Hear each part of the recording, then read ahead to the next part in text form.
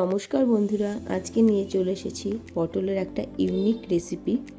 খুব সামান্য উপকরণে কিন্তু দুর্দান্ত হয় রেসিপিটা। খুব তাড়াতাড়ি 5 মিনিট সময় থাকলে এটা করে নিতে পারবেন। যারা পটল খেতে পছন্দ করেন না তারাও কিন্তু এই পটলটা অবশ্যই খাবে। ছোট বাচ্চা থেকে বড়রা সবাই এটা পছন্দ করবে। এত সুন্দর হয় পটলটা দেখতে যে দেখেই সবাই খেতে চাইবে। তাহলে চলুন তাড়াতাড়ি তৈরি করে নিই পটলের রেসিপিটি। এর জন্য প্রথমে আমি কটা পটল নিয়ে নিয়েছি। পটলগুলো থেকে উপরে যে পাতলা খোসাটা থাকে সেটাকে আমি ছাড়িয়ে নিচ্ছি। একদম পরিষ্কার করে ছাড়িয়ে নিলাম। দেখো, একদম উপরতে যে আবরণটা থাকে পাতলা সেটা উঠিয়ে নিলাম। উঠিয়ে নেওয়ার পরে দুপাশ থেকে এইভাবে আমি কেটে দেবো। এইভাবে সবগুলো আমি কেটে নেব। সবগুলোরই উপরের পাতলা আবরণটা আমি চেঁচে নেব। নিয়ে সবগুলো দুদিক থেকে এভাবে কেটে কেটে সবগুলো পরিষ্কার করে নিয়ে আমি আসছি এখনই। বন্ধুরা, আমার এই ভিডিওটা আপনাদের যদি ভালো লেগে থাকে অবশ্যই সাবস্ক্রাইব করে পাশে থাকবেন। নতুন বন্ধুদের বলছি। আর আমার ভিডিওগুলো যদি ভালো লেগে থাকে তাহলে আপনারা আপনাদের বন্ধুদের সাথে একটু শেয়ার করে দেবেন। দেখো, সবগুলো আমি এইভাবে করে কেটে নেব।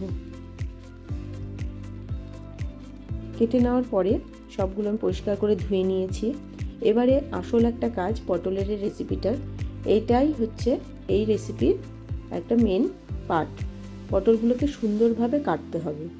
এর জন্য আমি একটা বটি নিয়েছি। এটা বটির সাহায্যে কিন্তু খুব ভালো হয়।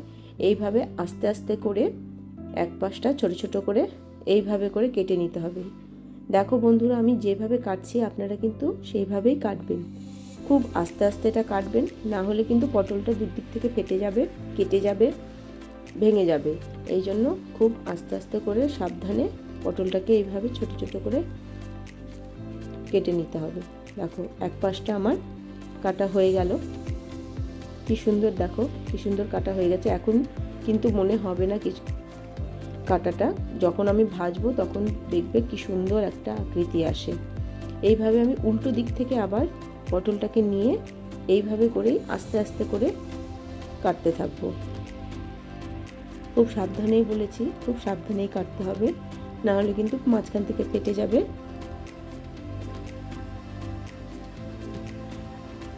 খুব সুন্দর হয় দেখতে, কিন্তু খেতেও খুব সুন্দর হয়। এইভাবে সবগুলো পটলই আমি এইভাবে কেটে নেব। দেখো কি সুন্দর হয়েছে। দুদিক থেকে এরকম সুন্দর করে আস্তে আস্তে করে কেটে নিতে হবে। এইভাবে আমি সবগুলো পটলই কিন্তু এইভাবে কেটে নেব। সবগুলো পটল আমার কাটা হয়ে গেছে। দেখো বন্ধুরা, সব একই রকমের আমি কেটে নিয়েছি। এবারে আমি রান্নার দিকে চলে আসলাম। পটলগুলোকে আবার আমি ভালো করে ধুয়ে নিয়েছি। ধুয়ে নেওয়ার পরে এর মধ্যে দিয়ে দেব স্বাদ অনুযায়ী লবণ, একটু দেব হলুদ গুঁড়ো, আর দেব একটু শুকনো লঙ্কার গুঁড়ো। শুকনো লঙ্কার গুঁড়ো দিলে হবে একটু কালার হবে, আবার একটু খেতেও ভালো লাগবে, একটু ঝাল ঝাল হবে, খেতেও খুব সুন্দর হয়। এই জন্য একটু শুকনো লঙ্কা দিয়ে দিলাম। দিয়ে এখন ভালো করে এটাকে মেখে নেব। খুব ভালো করে এটাকে মেখে নিতে হবে যাতে পটলের চারপাশে ঢুকে যায় সব লবণ হলুদগুলো। এইভাবে করে ভালো করে মিশিয়ে নিতে হবে।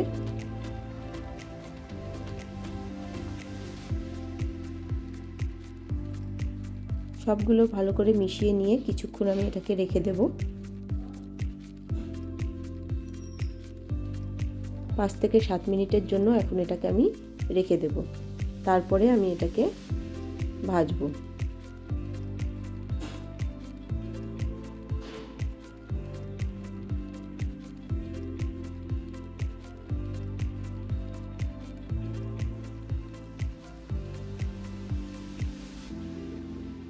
এরপরে একটা কড়াই গরম করে নিলাম। গরম করে তার মধ্যে আমি সাদা তেল দিয়েছি। দিয়ে এখন এক এক করে পটলগুলোকে ছেড়ে দেব। আস্তে আস্তে সবগুলো পটলই আমি একবারে দিয়ে দেব। যেহেতু আমি তেলটা বেশি দিয়েছি এই জন্য সবগুলো পটলই আমার হয়ে যাবে।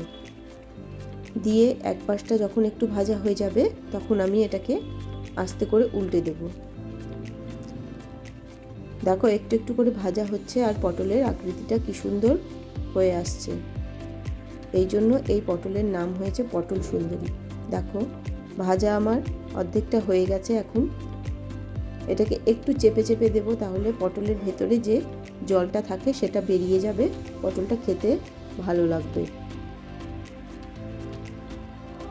দেখো এইভাবে ভালো করে উল্টে দেবো, খুব সাবধানে কিন্তু উল্টে দেবে যাতে পটলগুলো ভেঙে না যায়। এইভাবে আস্তে আস্তে উল্টে পাল্টে খুব সুন্দর করে এটাকে লাল লাল করে ভেজে নিতে হবে। দেখো বন্ধুরা কি সুন্দর পটলের আকৃতিগুলো হয়েছে। পটলগুলো কিন্তু আমার ভাজাও হয়ে গিয়েছে। এখন এগুলো এক এক করে আমি উঠিয়ে নেব। দেখো কি সুন্দর লাগছে দেখতে। যেমন সুন্দর লাগছে দেখতে তেমন কিন্তু খেতেও খুব দুর্দান্ত হয়। এইভাবে সবগুলোই আমি উঠিয়ে নিয়ে সার্ভ করব গরম গরম ভাতের সাথে। দেখো কি সুন্দর লাগছে। তোমরা কিন্তু অবশ্যই একবার বন্ধুরা বাড়িতে ট্রাই করে খেয়ে দেখবে, খুবই সুন্দর হয় খেতে। বাড়িতে কোনো গেস্ট আসলে এটা অবশ্যই